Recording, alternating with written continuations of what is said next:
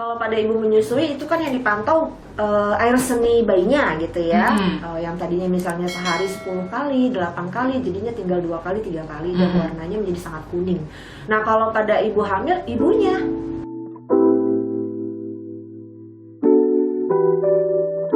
Tadi kita udah tahu setidaknya sahabat sonora mengenai apa sih resiko yang bisa dialami oleh ibu hamil dan menyusui kalau berpuasa.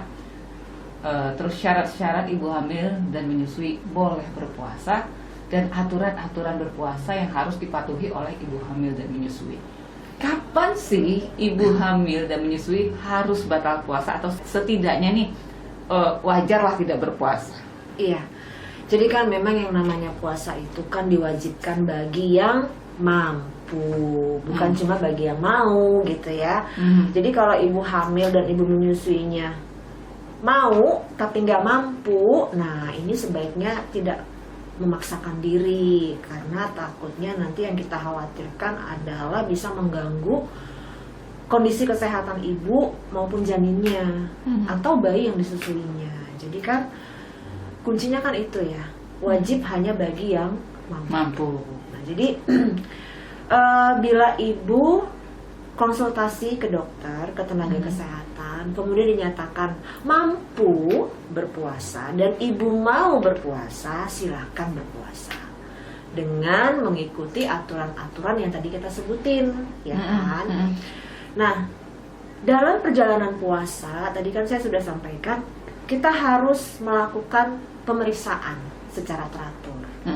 Bagi yang ibu menyusui, ditimbang berat badan bayinya, ya kan, kemudian dipantau keadaan bayinya, apakah menjadi lebih rewel, apakah sering demam, ya kan, bagaimana dengan buang air kecilnya, apakah buang air kecil si bayi tadi yang biasanya sehari 8 kali jadi 4 kali, jadi 2 kali, warnanya terlalu kuning, terlalu pekat, itu adalah tanda-tanda bayi kurang ASI. Nah, itu berarti ibunya sudah saatnya untuk membatalkan puasa. Berarti walaupun ibu sudah melakukan berbagai upaya, ternyata puasanya berdampak pada produksi ASI. Berarti sudah jelas nih produksi ASI-nya jauh berkurang, sehingga berat badan bayinya tidak naik, ya kan? Kemudian bayinya jadi rewel atau bayinya jadi pasif, tidur terus, tidak mau menyusu lagi kepada ibunya. Nah, ini salah satu tanda bahwa warning ya, bahwa ibu harus segera membatalkan puasanya. Gak boleh dibiarkan terus seperti itu, berlanjut terus. Apalagi kalau buang air kecilnya sudah semakin jarang dan warna urinnya juga sudah berubah menjadi kuning pekat dan baunya menyengat gitu ya.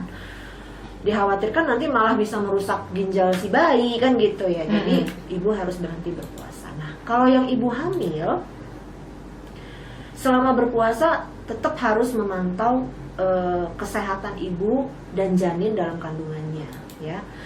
Kalau ibu mengalami yang namanya mual muntah berlebihan, kemudian sakit kepala yang hebat, ya, ibu merasa sangat lemah, ibu merasa dehidrasi, ya, haus terus menerus, ya kan, kemudian kenaikan berat badan janin dalam kandungan dipantau melalui USG tidak bertambah, bahkan mungkin malah menurun, air ketuban menjadi semakin sedikit, ya.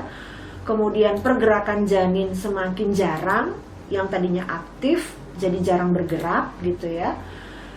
Ibu sering sakit perut, ya kan. Kemudian urin ibu ketika ibu buang air kecil warnanya menjadi sangat pekat, kuning pekat dan baunya lebih menyengat. Ini juga adalah tanda bahwa ibu harus membatalkan puasanya. Jangan dipaksakan.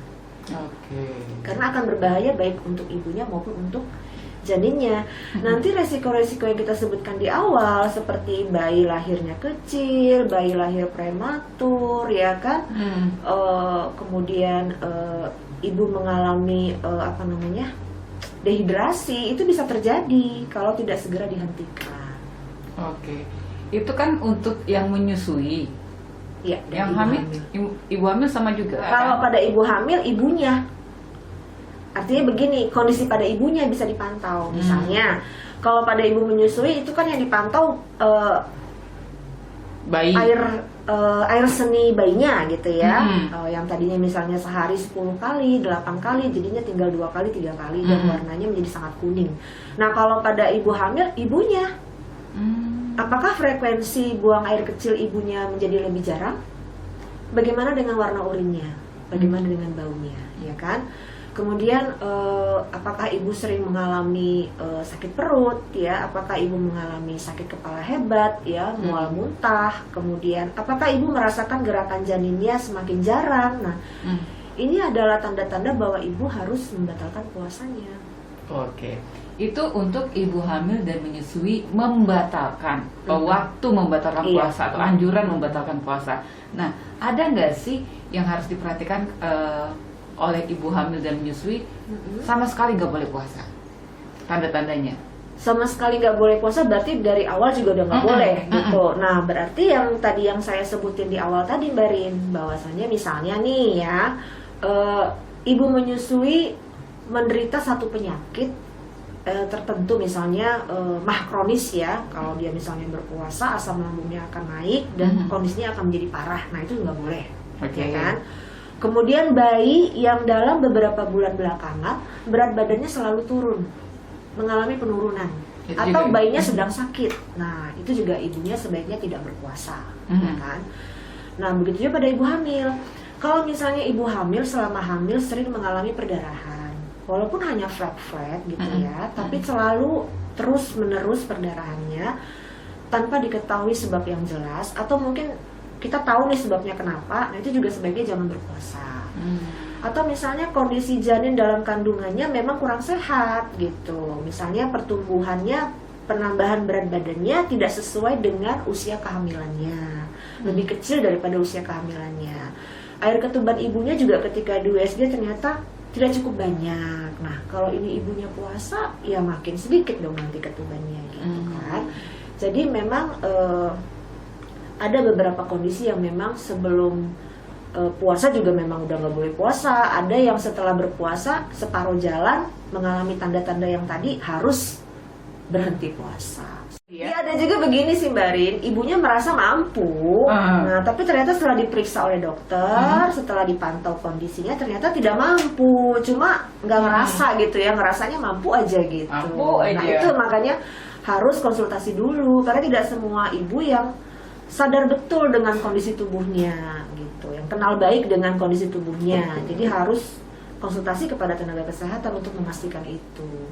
Kan kita juga nggak tahu bagaimana kondisi janin kita dalam kandungan kan, apakah berat badannya itu sesuai, apakah panjang badannya sesuai, apakah air ketubannya cukup banyak atau tidak, itu kan hanya bisa diketahui kalau diperiksa oleh tenaga kesehatan. Kesimpulannya adalah ibu hamil dan ibu menyusui sebenarnya aman kok berpuasa selama memenuhi syarat ya.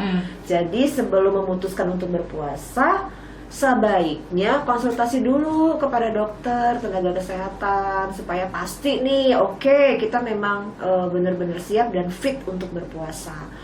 Kemudian selama berpuasa dijaga semua yang tadi disampaikan, masalah makan, istirahat, ya, minum, ya kan, itu dijaga. Makanan apa yang perlu dihindari, minuman apa yang perlu dihindari, itu juga dijaga. Kemudian selama berpuasa dianjurkan sekali untuk rutin memeriksakan diri, baik ibu hamil, ya kan, kehamilannya maupun ibu dan bayi yang disusuinya. Jadi kalau misalnya ditemukan tanda-tanda bahwa kondisi ibu tidak memungkinkan untuk melanjutkan puasa, bisa dilakukan secepat mungkin. Jangan sampai terjadi masalah dulu baru berhenti puasa. Oke. Jadi seperti itu sahabat Sonora. Makasih loh Kak Mei. Iya, sama-sama.